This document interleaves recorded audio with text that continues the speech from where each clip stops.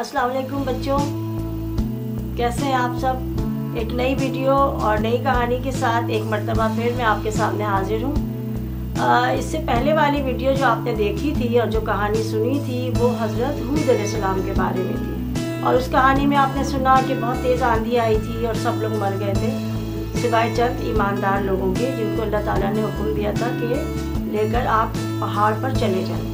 बच्चों, बहुत अरसा गुजरा और पहाड़ से लोग नीचे उतर आए और ज़िंदगी फिर मामूल के मुताबिक शुरू हुई। तो तकरीबन कई सौ साल के बाद जो आद बादशाह था जिसके नाम पर वो कौम थी, उसके दो बेटे थे। फिर उन बेटों की हुकूमत शुरू हुई।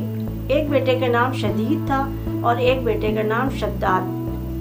तो जो शद्दाद था उसके दरबार में हज़रत हूद अलैहिस्सलाम दीन की तबलीग के लिए पहुँचे और आज हम शद्दाद के बारे में आपको कहानी सुनाएंगे। लेकिन उससे पहले मैं एक बात आपसे शेयर करना चाहती हूँ कि बहुत सारे बच्चों ने मुझसे ये पूछा है कि वो ये किताबें परचेज़ करना चाहते हैं। तो बच्चों ज़रूर ख़रीदें आप, बहुत अच्छी किताबें हैं, बहुत अच्छी प्रिंटिंग है इसकी, कागज़ बहुत अच्छा है, इलस्ट्रेशन बहुत खूबसूरत है।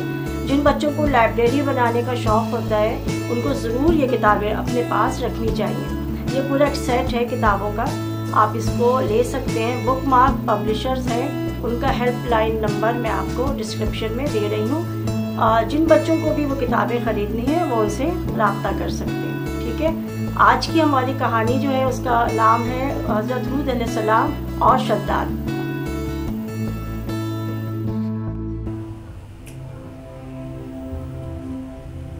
हज़रत हूद अलैहिस्सलाम और शद्दाद। प्यारे बच्चों, आपने पिछले क़िस्से में हूद अलैहिस्सलाम और कौम आद के बारे में पढ़ा, जो अपने लंबे कद और बेहद दौलत की वजह से एक मगरूर कौम थी। कौम के सरदार आद के दो बेटे थे, एक का नाम शदीद और दूसरे का नाम शद्दाद था। ये दोनों बारी बारी बादशाह बने। दोनों ही मुल्क शाम में रहते थे। शदीद 700 साल तक बादशाह रहा। उसके मरने के बाद शद्दाद बादशाह बना। उसने पूरी दुनिया पर हुकूमत की, यानी उस वक्त जहाँ तक इंसान आबाद थे वहाँ तक शद्दाद की हुकूमत थी। शद्दाद बहुत ही हठ धर्म, ज़िद्दी और जालिम हुक्मरान था। अल्लाह ताला के हुक्म पर हज़रत हूद अलैहिस्सलाम ने लोगों को दीन की दावत देना शुरू की। एक दिन क्या हुआ, आप अलैहिस्सलाम शद्दाद के महल में भी जा पहुँचे और उसे अल्लाह ताला के दीन की दावत दी। शद्दाद सारी बात गौर से सुनता रहा और फिर बोला, अगर मैं तेरे रब को मान लूँ और तेरा कहना भी सुनूँ तो तेरा रब मुझे क्या देगा। हज़रत हूद अलैहिस्सलाम ने फरमाया, वो तुम्हें जन्नत देगा जहाँ तुम हमेशा ज़िंदा रहोगे। शद्दाद हैरान होकर बोला, जन्नत क्या है। हूद अलैहिस्सलाम ने फरमाया, जन्नत अल्लाह ताला की तरफ से अपने नेक और फरमाबरदार बंदों के लिए एक अजीमुश्शान इनाम है। जन्नत इंतहाई हसीन जगह है। वहाँ दूध और शहद की नहरें बहती हैं, सोने चांदी के दरख्त हैं, हीरे मोती के घर हैं। जन्नत की तफसीलात सुनकर शद्दाद बहुत हंसा और गुरूर से बोला, ये कौन सी बड़ी बात है, मैं दुनिया में ऐसी जन्नत बना सकता हूँ।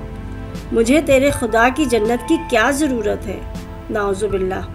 फिर उसने अपने तमाम वज़ीरों को कहा कि पूरी दुनिया में जहाँ जहाँ सोना चांदी, हीरे जवाहरात, मोती, याकूत, जो भी कीमती चीज़ें हैं सब लेकर फ़ौरन मेरे पास पहुँचो।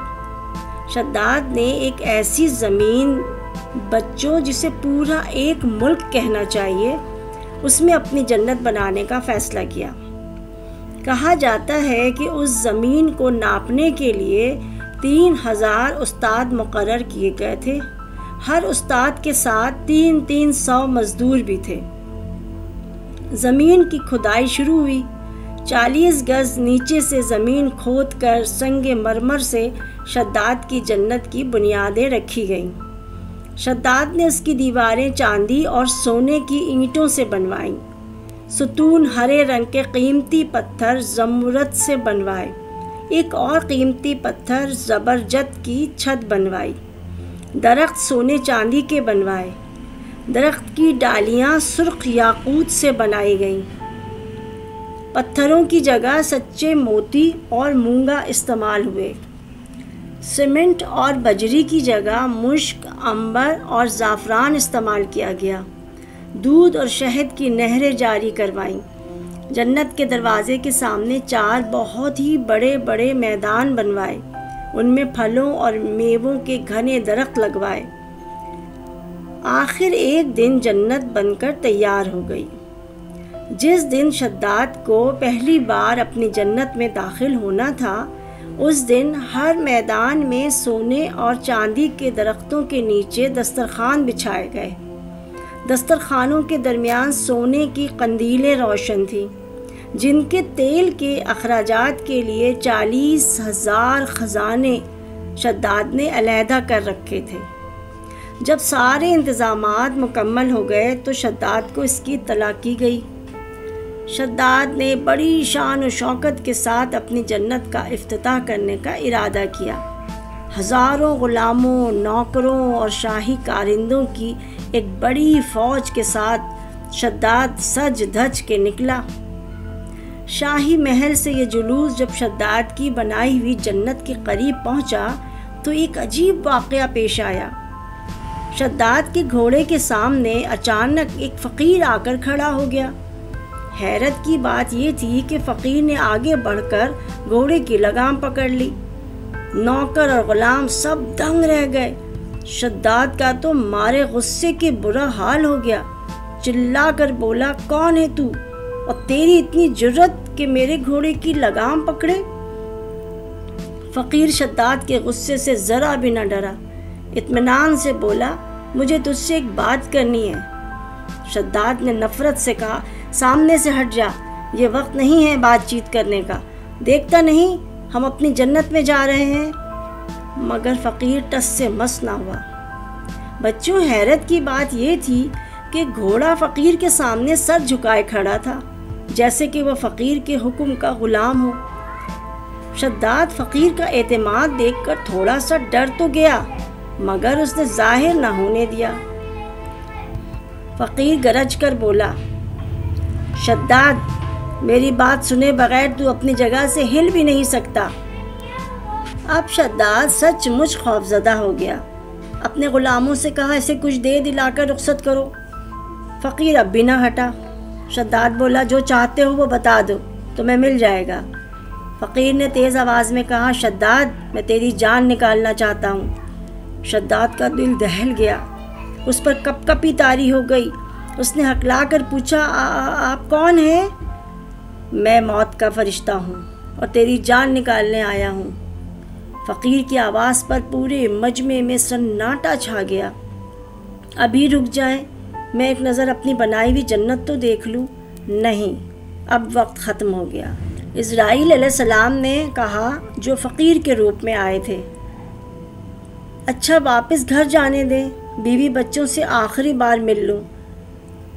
شداد نے گڑ گڑا کر کہا، ہرگز نہیں، تیری مہلت ختم ہو چکی۔ اسرائیل علیہ السلام اس کے اور قریب آ گئے۔ شداد گھبرا گیا اور بولا، رکے رکے، میں ذرا گھوڑے سے تو اتر جاؤں۔ مگر جیسے ہی وہ اترنے لگا، اسرائیل علیہ السلام نے اس کی روح قبض کر لی۔ اس کا ایک پاؤں اپنی جنت کے دروازے پر اور دوسرا گھوڑے کی رکاب میں تھا کہ اسی حالت میں اس کو موت آ گئی۔ اللہ تعالیٰ نے شداد کی بنائی ہوئی جنت کو زمین میں اس طرح دھسایا کہ اس کا نام و نشان تک مٹ گیا۔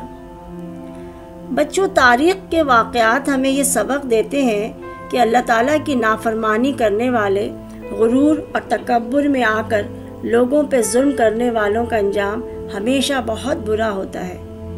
ہمیں ایسے واقعات پڑھتے ہوئے اللہ تعالیٰ کے عذاب سے ڈرنا چاہیے اور توبہ کرتے رہنا چاہیے۔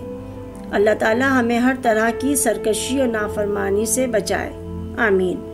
آگے کیا ہوا یہ جاننے کے لیے آپ پڑھیں گے اور سنیں گے حضرت صالح علیہ السلام اور قوم سمود۔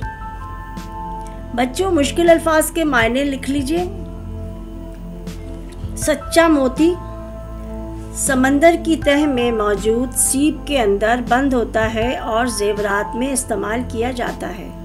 یاقوت پہاڑوں کے اندر سے نکلنے والا ایک قیمتی اور خوبصورت پتھر ہے۔ زمرد یہ بھی ایک قیمتی اور خوبصورت پتھر ہے جو پہاڑوں سے نکالا جاتا ہے۔ زبرجد پتھروں کی ایک قسم ہے جو قیمتی اور خوبصورت ہے۔ مونگا سمندروں سے نکالا جاتا ہے اور بہت قیمتی ہوتا ہے۔ مشک نہایت تیز اور خوشگوار خوشبو ہے جو ایک مخصوص ہرن کے پیٹ میں موجود تھیلی میں ہوتی ہے۔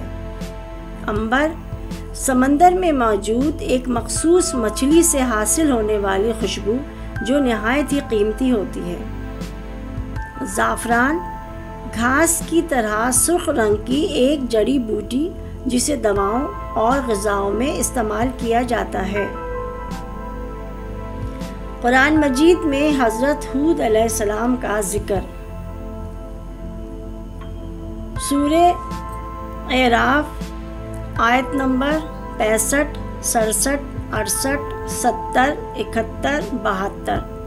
سورہ ہود 29، 50 تا 58 اور 60۔ الشعراء 123، 124، 135 تا 140۔ المومنون 31 تا 41۔ حامیم سجدہ 15 اور 16۔ الاحقاف 21 تا 26۔ الزاریات 41، 42۔ القمر 18 اور 21۔ الفجر